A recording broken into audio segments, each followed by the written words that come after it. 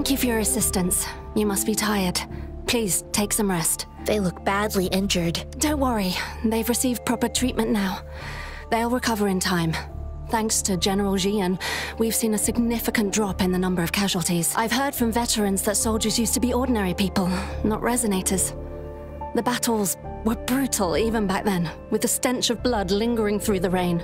But things have improved. Each injury represents countless tacit discords eliminated by our brave soldiers. Resonators in the Midnight Rangers are incredible warriors. Those who have to retreat from injury must have already taken out hundreds of enemies. They are the ones keeping our people safe. What I've been doing is not worth mentioning compared to them. Please don't put it like that. Without your help, we couldn't have helped so many wounded soldiers in such a short time. Now that they're all safe, you should go and take care of your own issues. Thank you. May I ask where the quartermaster is? The quartermaster isn't here. He's on the floor above, directing munitions distribution. Just take that lift and you should find him there. Rover, where are we going next? Here are some recipes for dietary supplements from my sect. They might help the wounded recover sooner. Oh, great. You have my thanks.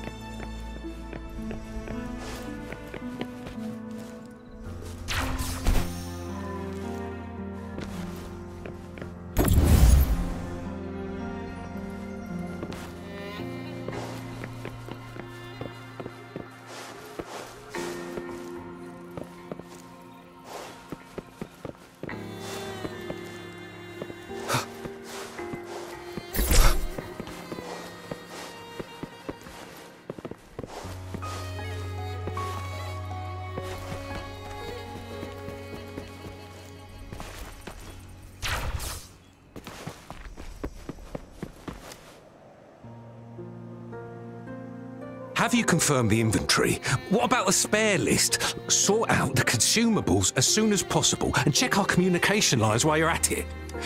Yua, deliver this list to Asher. You're not Yua. Where is she? What do you need? Excuse me. I'm an outrider of the Midnight Rangers. This is Rover, and this is Master Tianxing, who came here to look for someone. Jinzhou is the gateway to Huanlong, and the Desert Rock Highland is the gateway to Jinzhou. A single breach could have dire consequences. Our defense must hold at all costs. The tacit discords are not humans. They don't do truces or ceasefires. For as long as they exist, this war will rage on endlessly. Supply is the lifeblood of our army, and I am tasked with keeping it flowing. But now we are facing a shortage. I saw you help arrange the wounded there. Yasholan would need your help more than I do. Thank you, but I must remain to oversee vital military supplies. Juyen, so he never sent a letter home? Not even once. The Midnight Rangers are no longer recruiting non-resonators lately. But Juyen was a stubborn boy. Last year, when the battles hadn't gotten so intense, he would trail us rearguards, eager to join the front line. We sent him back to the city time and time again, and he just kept finding ways to come back. Eventually, I caved and took him in to help us here in the base. With the battle escalating, it's getting increasingly dangerous out here. I shouldn't keep him here any longer. I was just thinking about having the logistics team bring him back to the city when you guys showed up. Oh, now I remember. He should be currently on the floor above. Sure. Please excuse me. I'll join you later. What are you doing? Oh, please excuse me. Thought that was a grenade. Is this a mangosteen? It's a type of old-fashioned explosive. The lament caused a global technological regression and shortage of resources. While tacitite weapons were being developed, most people had limited knowledge of tacitite as an energy source. As a result, primitive products combining old and new technology emerged. The hand grenade was one of them. With the rapid growth of tacitite weapons, these crude explosives were eventually phased out in favour of more advanced weaponry. Well, it's not a local fruit, so we can only get it through imports. But with the recent tacit discord outbreaks, we've had to prioritise bringing in the essentials. We'll get back to importing more of these after General Jian makes his triumphant return. Currently, there's only one waterway open, from Port Gunchao in the south of the city. The rear guards would regularly go there to escort goods. What more do I know? The military rarely buys this fruit for rations due to its short shelf life. Plus, it looks too much like a grenade, and that could cause some issues.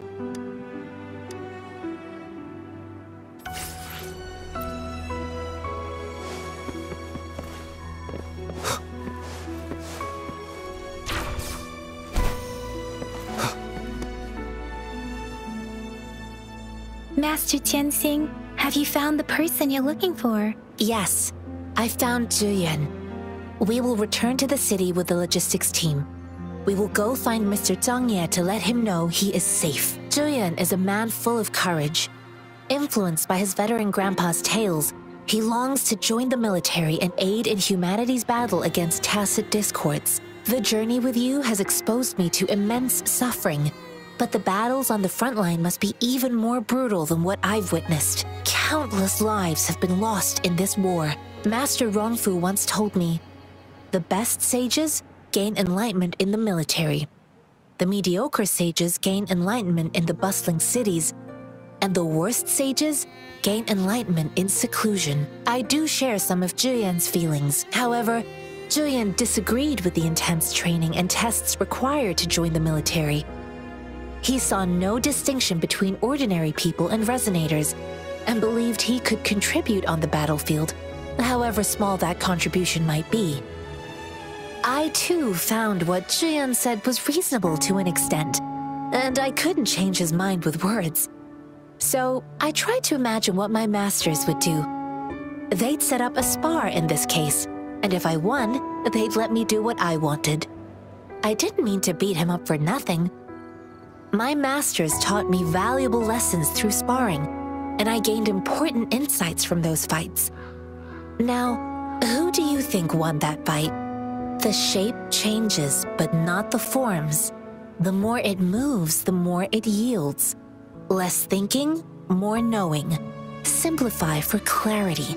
Yes, I pretended to lose, but Juyen saw it through. After our fight, Juyen admitted he saw the gap between resonators and ordinary people.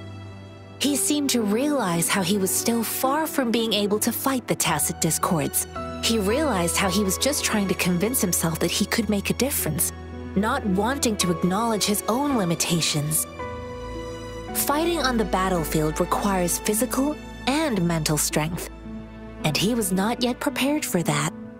I heard you two still have other matters to attend to. When you have the time, Let's catch up at Liushan Tea House. It's my great pleasure to have met you.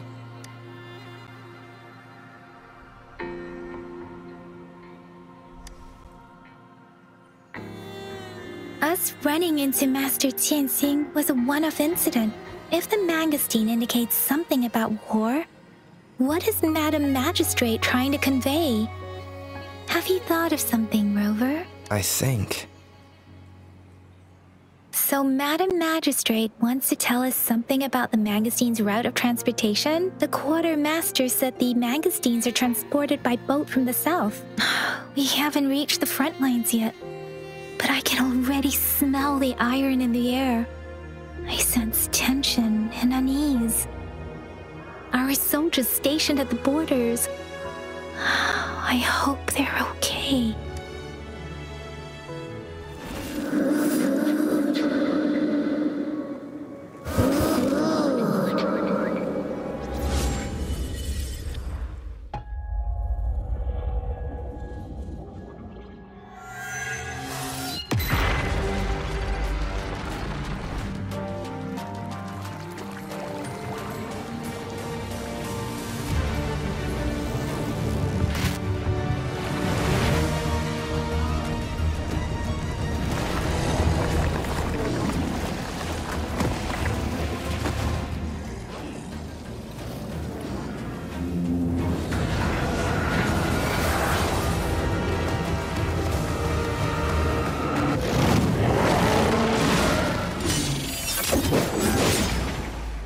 General!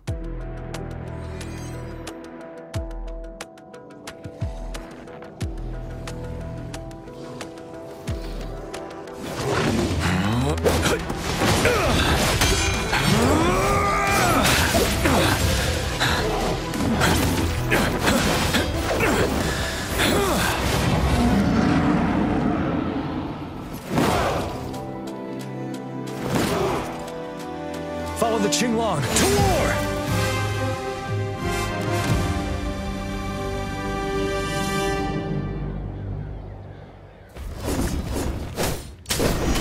Time to fight back.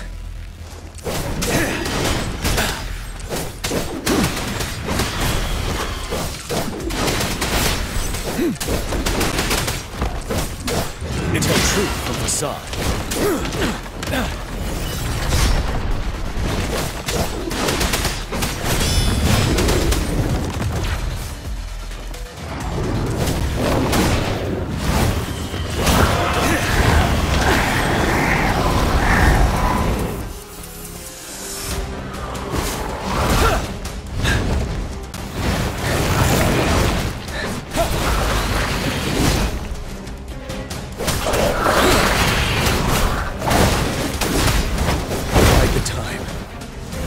Retreat to advance. Fear no more.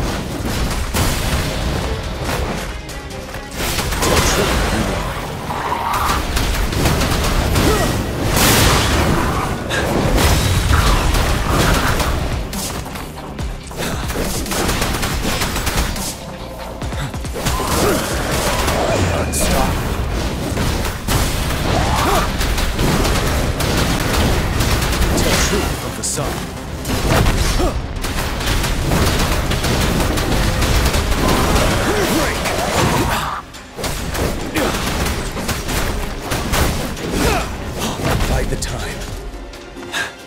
Wind Rider.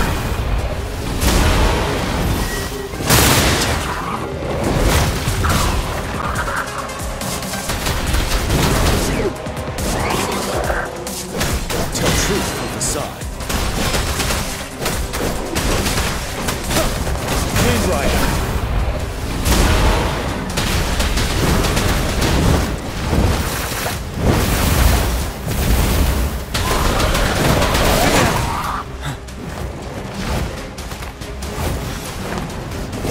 Fight back. Tell truth from facade. Wind Rider.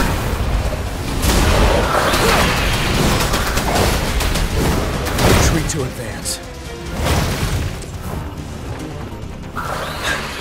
Bide the time. 7. Tell truth from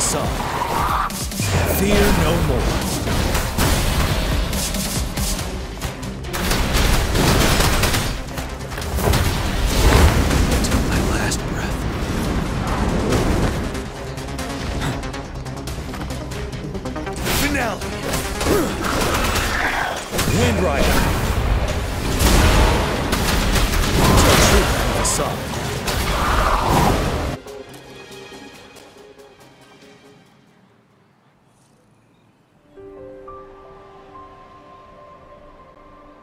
What's the matter? Are you all right? Oh, I was worried. You just stood there and gazed into the distance. You were unresponsive when I tried talking to you. What did you see? It felt as if I was seeing through the eyes of a tacit discord. I think I saw what was happening in the Norfall Barrens. An imposing warrior wielding the power of a Tinglong. The Tinglong is the Midnight Ranger's emblem. It's also the symbol of General Tian, the leader of all Midnight Rangers. The front lines are not far from here. General Tian must be there, fighting alongside our soldiers to keep the tacit discords away. It doesn't seem like a coincidence. We arrived near the battlefield right when General Tian was leading an attack against the tacit discords. Your vision.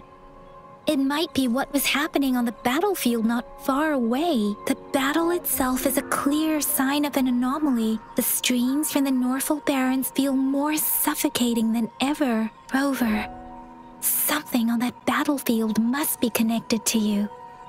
Though we have no idea what it is. But I didn't hear anything or sense any frequencies.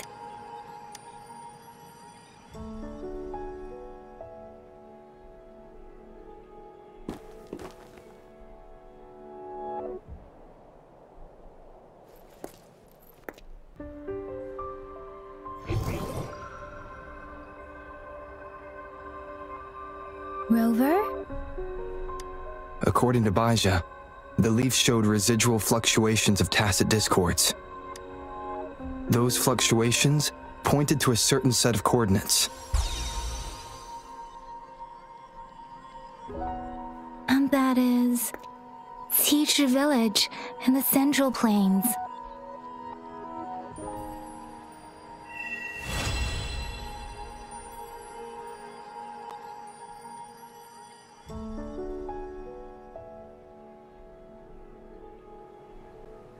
As I make myself reflect on my goals and plans, those voices in the streams become clearer, and everything starts to make more sense. Rover, perhaps you can give it a try.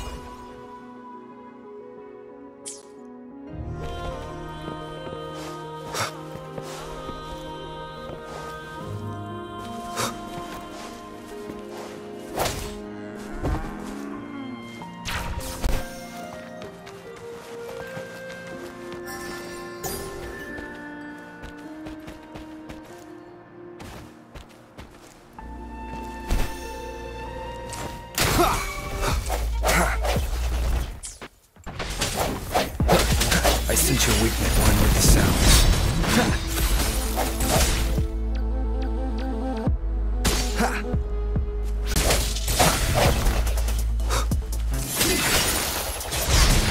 The end has come.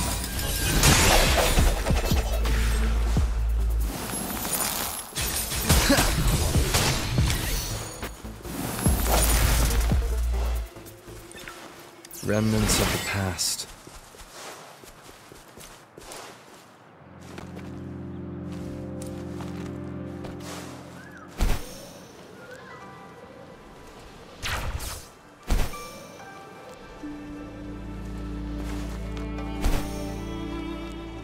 This must be the place.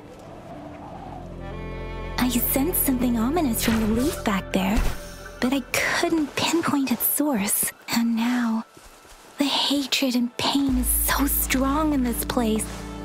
I don't even need a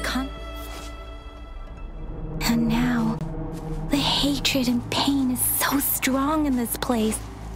I don't even need to concentrate to feel it. Rover, something terrible must have happened here. We have to be cautious. This is a tacit field. Let's take out those tacit discords first.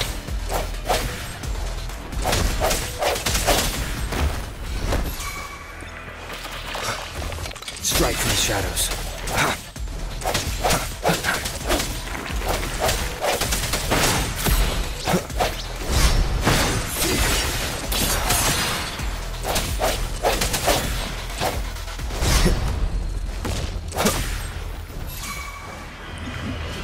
One with the sounds. No hesitation.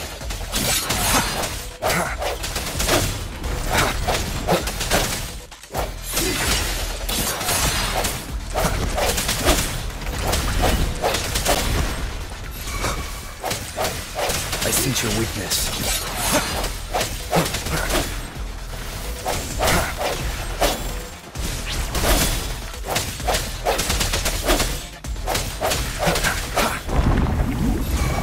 One with the sounds. The end has come.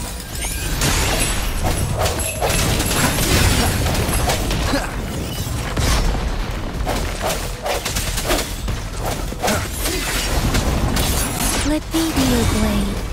Let the winds roar.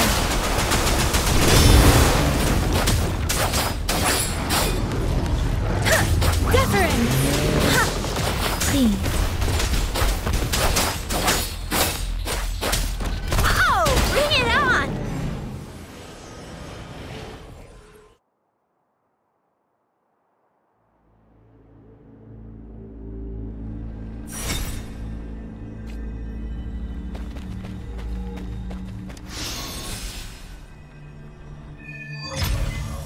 I think I found something, Rover.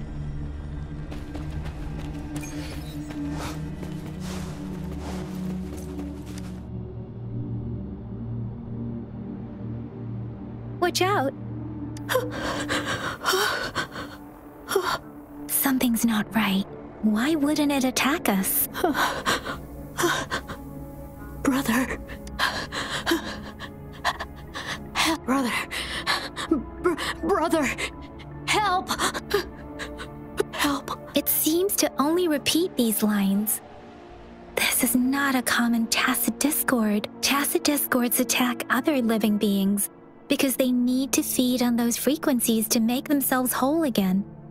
When frequencies are scattered and recombined, a new tacit discord is born. This one probably devoured the frequencies of humans, turning the last bits of a human's consciousness into such monotonous mumbles. Are these words the last cries of someone innocent? Who is behind this twisted plot?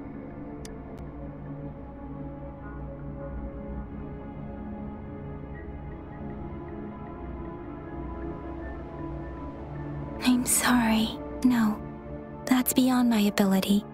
I just sensed some complex feelings from it. A mixture of deep sadness and eager anticipation. Rover, I think I know what's going on here. It seems to be begging for help, but it's not asking us to help it. I can sense the pained cries of this tacit discord. No. The cries of this whole village. The village is crying, waiting for rescue. Something truly awful must have happened here. And the victims' reverberations still linger. Based on the evidence we've found and the condition of these ruins, that didn't happen all too long ago. I can still feel it in the streams. Perhaps the tacit field has kept this village from being discovered. Or maybe someone has been intentionally concealing it. Anyway, there must be something we can do. We may find the victims nearby. I can feel someone connected to what happened here is still close. This place is dangerous. I'll inform Chuzia about what happened here. Can we continue our search before the official investigators arrive? Sorry, I know it doesn't sound very convincing. It's just a hunch of mine, and I don't have any evidence to back it up. Thank you, Rover.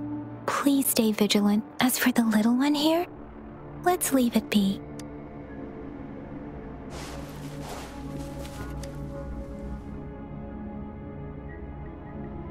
The area is a mess, but it doesn't look like a war zone. Someone was hurt and dragged away. Look, there are many footprints here. These are traces left by a fight. Someone was injured.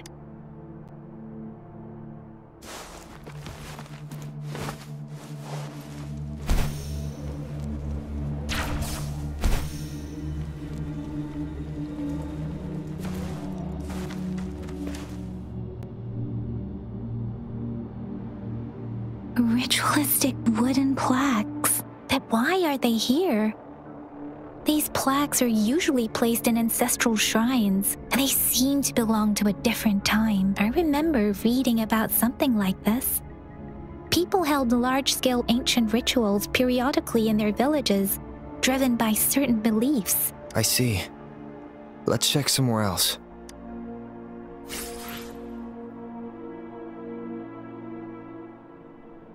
These cards. I see. The Fraxidus is likely behind it all. The Fraxidus? Yes. I don't know much about the Fraxidus, but as an outrider, I've worked on related cases. It's a group of extremists obsessed with fusing humans with tacit discords. They've caused terror attacks of various scales around the world. Fusing humans and tacit discords. We've seen signs of their presence in Jinzhou, left by lower-ranked members called artificers.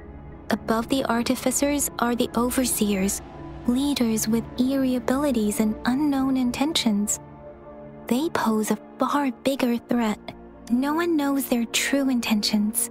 Some members speak of world destruction, while others claim they seek eternal power.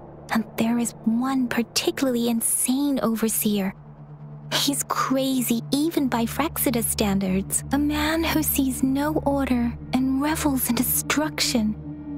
I've seen similar cards in the physical evidence file of the Fraxidus-related cases. They belong to this one overseer I'm talking about. They call him Scar. If he's responsible for what happened to these villagers, who knows what kind of cruel and twisted atrocities he's capable of?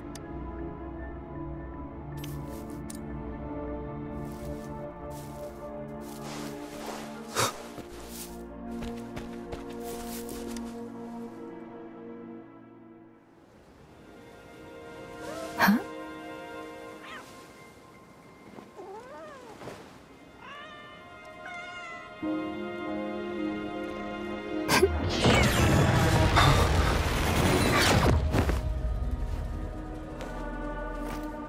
Guess you won't need my self-introduction. Oh, I spent...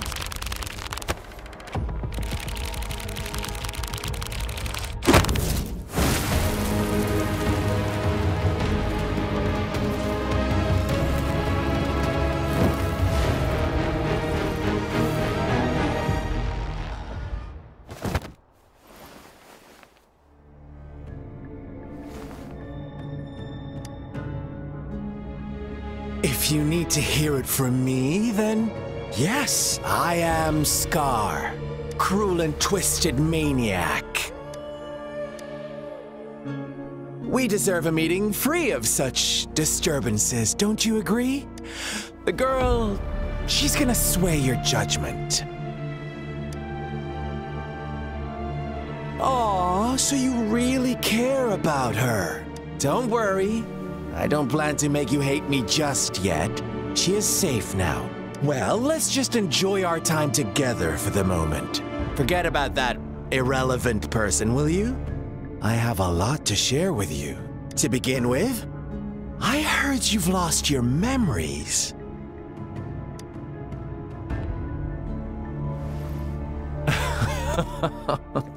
Indeed. I'll tell you then. Before you knew anything about this world, you were already the center of conflict. You are the unknown variable we've been waiting for. Forces have been fighting for possession over you. From the moment you opened your eyes, everyone you've met, including that girl you care so much about, they all knew how valuable you are. The world is a cruel place. You are a living, breathing person, but you're just a pawn to many. That's why I'm here, because I see you as a dear friend, and I want to tell you the truth. I am so sorry for everything you're about to face, but truth hurts sometimes.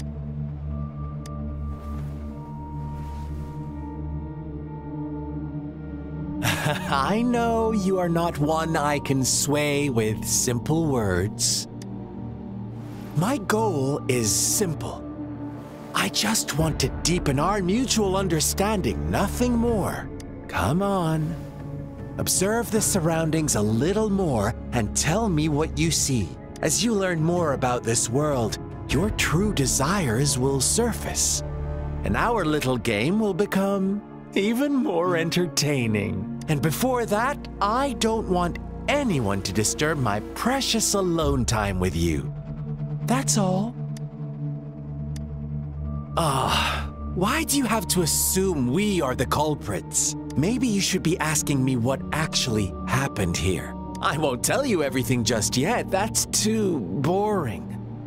As I said, why don't you take a look around and see for yourself? So go ahead. What do you see? Bravo! Didn't think you'd catch on to that. Now, what is the conclusion you've drawn?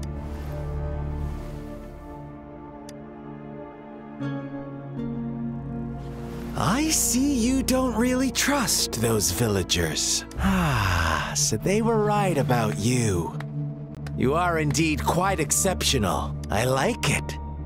Your keen observation, precise judgment, and accurate understanding of human nature. Let me give you a couple more tips. The truth is far more complicated than you think. First, who are the players in our tale? An innocent girl, a revered leader, and a flock of simple villagers. Next, what makes up our main plot? False devotion, fleeting kindness, collective deceit, senseless killings, and the one vulnerable soul pushed onto a path of destruction by the masses. Now, Rover, the story is yours to spin. I'm eager to hear your version after you've learned more.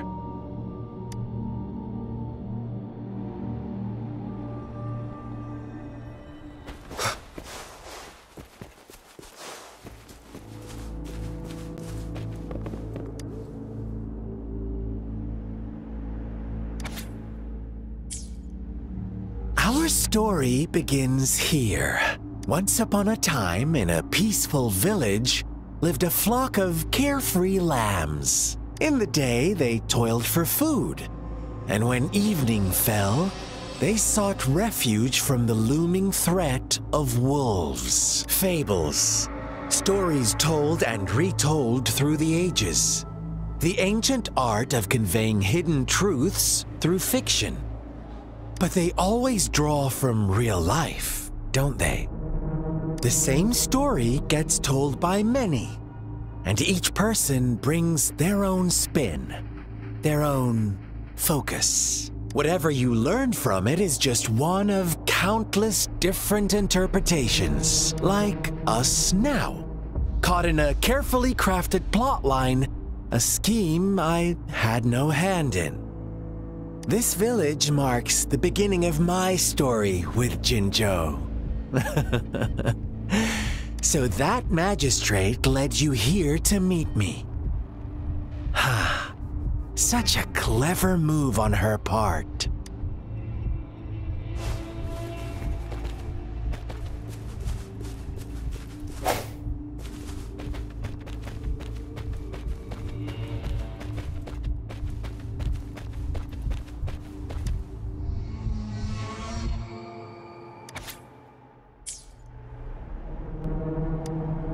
One day, a shepherd visited the village. The shepherd brought them promises of abundance and protection. The lambs, drawn in by his words, soon lived in comfort and security. Nope, quite the opposite. The shepherd's arrival is only the beginning. With a wave of his hand, the shepherd could grant their every wish. His flock obeyed, bowing their heads, pleading for better food and shelter. They no longer had to struggle for survival, as their once meager lives were replaced with endless luxury. The flock worshipped their shepherd-turned-god, praising him and holding him in the highest regard. What's wrong? Does my story make you uncomfortable? Imagine you were one of those lambs, facing irresistible temptation and pressure from your peers. Wouldn't you bow down and beg for food from your master? Oh, so we agree already. You are right. But the world we live in falls short of our ideals. The shepherd still reigns, and the lambs have grown complacent. It's up to the two of us to make that ideal world a reality.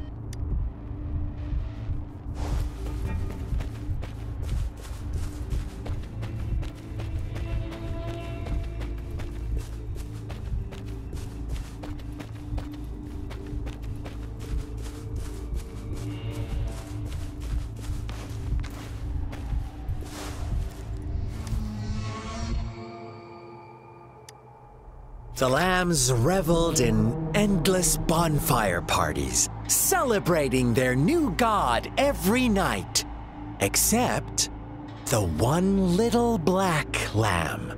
As each night passed, it was the only one to notice how its flock was dwindling away. Rover, do you think someone would give you what you want without taking anything from you? I once believed that too. Thought as long as I paid a high enough price, I could get my desired outcome. But true equality is scarce, always has been. The world was never a fair place. Wouldn't you agree? To receive equal retribution, one must give more and more and more. When every wish comes with a hefty price, people weigh their options carefully. When they can make someone else bear the price, they all rush to make more wishes. They don't consider they too may one day pay for another's selfish desire. Funny, isn't it?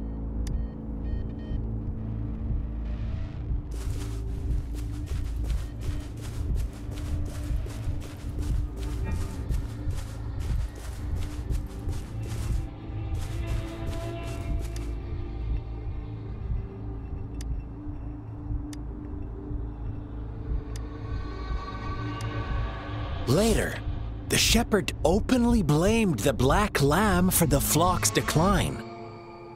On the next day, the white lambs welcomed the rising sun as usual, but the black lamb was nowhere to be found. The shepherd introduced an unspoken rule to this village. One that our black lamb violated by telling the truth. Suddenly, the once doting god stopped fulfilling wishes because no more sacrifices were being made. After witnessing the black lamb's actions and hearing from their almighty shepherd, what do you suppose the white lambs did? Ah, those oblivious lambs. Little did they know the most fearsome demon was right under their noses.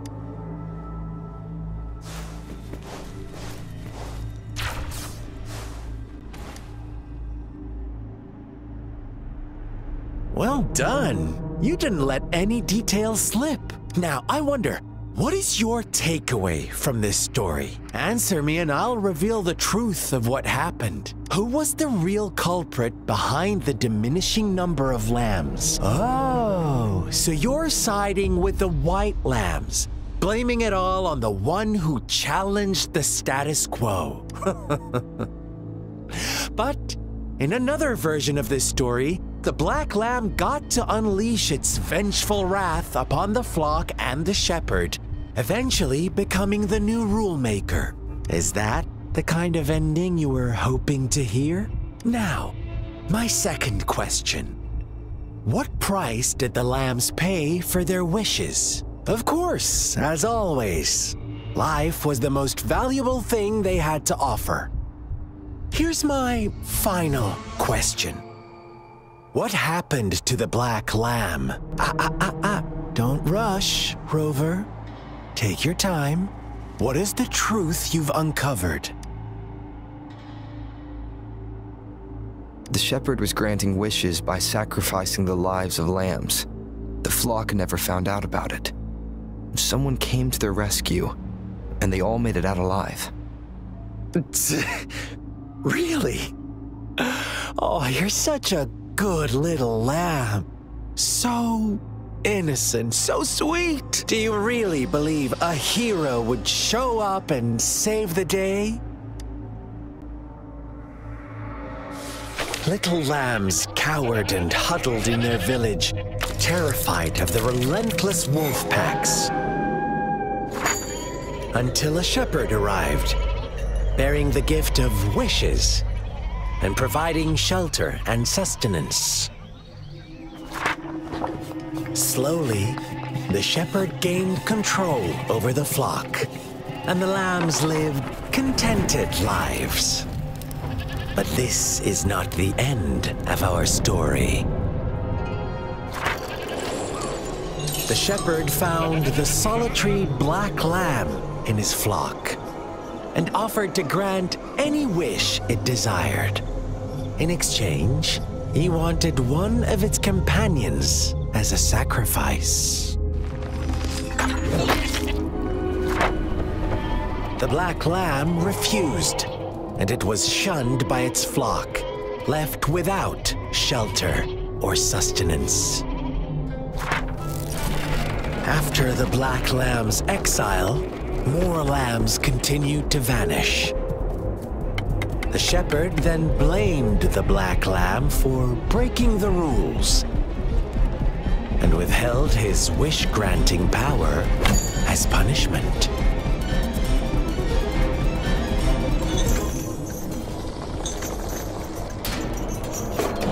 From the very beginning, the lambs knew the risk of making wishes. They too could become sacrifices for those of others. But they always believed it wouldn't be them. Meanwhile, some lambs reasoned that since they had already risked being sacrificed for someone else's wish, it was then only fair to pass on that risk for a chance at fulfilling their own desires. And so they continued to play the game. They all knew the consequences, but chose to remain silent. Fearful, yet greedy, they followed the shepherd's orders and made wishes again and again, until one day, a brave black lamb spoke up, shattering the flock's facade, their illusion of a peaceful and happy life.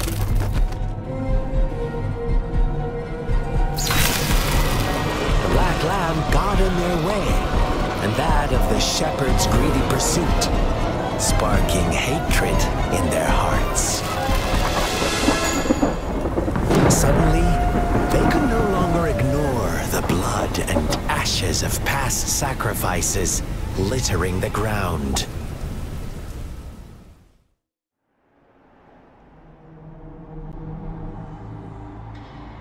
How do you like my story, Rover?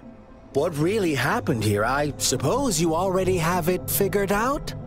The black lamb who rebelled against the rules, and the white lambs who succumbed to their greed. The innocent maiden sacrificed, and the villagers who turned on each other in a ruthless frenzy. They had it coming. All the shepherd had to do was execute the rebel.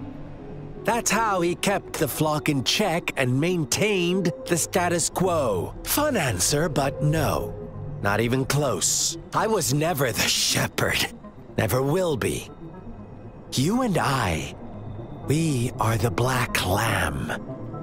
The one who breaks the rules.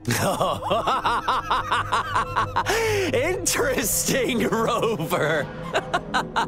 I'm liking you more and more. Well then, let's see if this black lamb is going to end up like you say.